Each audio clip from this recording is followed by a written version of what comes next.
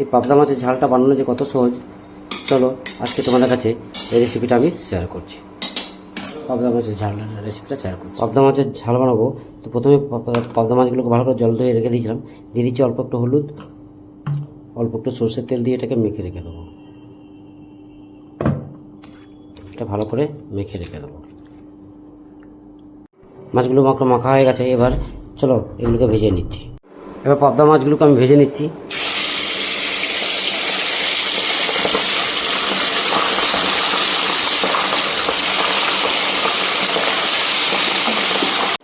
মাছ দুটো দিয়ে আমি ভালো করে ভেজে নিয়েছি, এবার তুলে নিচ্ছি।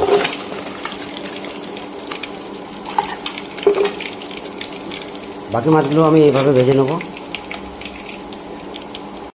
আবার মাছগুলোকে দিয়ে দিচ্ছি পুনরায়, যেমন অবশিষ্ট মাছগুলোকে এইভাবে আমি ভেজে তুলে নেব। পাবদা মাছের ঝালের জন্য আমি এগুলোকে বেটে নেবো। দেখো, পোস্ত, কালো সর্ষে, সাদা সর্ষে আর কাঁচা লঙ্কা এর মধ্যে দিয়ে দেবো। আর দিয়ে দেবো অল্প 4 টুকরো মতো আদা। এবার এটাকে ভালো করে গ্রাইন্ডিং করে নেবো। পাবদা মাছের ঝাল বানাবো, তার জন্য আমি ফোড়ন হিসেবে দিয়ে দিচ্ছি একটা তেজপাতা, কালো জিরে, শুকনো লঙ্কা। আর দিয়ে দেবো টমেটো পেস্ট।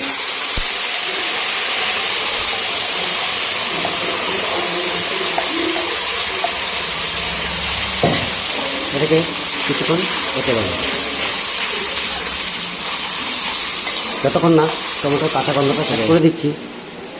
হলুদ গুঁড়ো 1 চামচ, লঙ্কা গুঁড়ো 1 চামচ, জিরে গুঁড়ো 1 চামচ। আর দিয়ে দিচ্ছি স্বাদ অনুসারে লবণ দিয়ে দিচ্ছি, আর 2 দানা চিনি দিয়ে দিচ্ছি। কিছুক্ষণ নাড়িয়ে চাড়িয়ে এতে দেবো। ফাইনালি অ্যাড করে দিচ্ছি কালো সর্ষে, সাদা সর্ষে, পোস্ত, কাঁচা লঙ্কা আর আদা বাটাটা এর মধ্যে অ্যাড করে দিচ্ছি। এবার এটাকে কষিয়ে নেব খুব সুন্দর করে। ফাইনালি মশলাটা আমার প্রপার কুক হয়ে গেছে। এরপর আমি দিয়ে দিচ্ছি গরম জল। গরম জল দিলে কী হবে, তাড়াতাড়ি হবে এবং বেশিক্ষণ ফোটাতে হবে না, এবং 1 ফুট হলে আমার প্রপার কাজ রেডি হয়ে যাবে। সো আর একটু পরিমাণ মতো জল দিয়ে দিচ্ছি, আর তার সাথে সাথে আমি অ্যাড করে দিচ্ছি পাবদা মাছগুলোকে। এবার এটাকে ফুটিয়ে নেব, 1 ফুট খুব সুন্দরভাবে ফুটিয়ে নেব। ফাইনালি পাবদা মাছের ঝোলটা ফুটে গেছে। এবার এর মধ্যে আমি ধনেপাতা দিয়ে নামিয়ে নেব। নামানোর আগে অবশ্যই একটু ধনেপাতা ছড়িয়ে দেবো। ফাইনালি আমার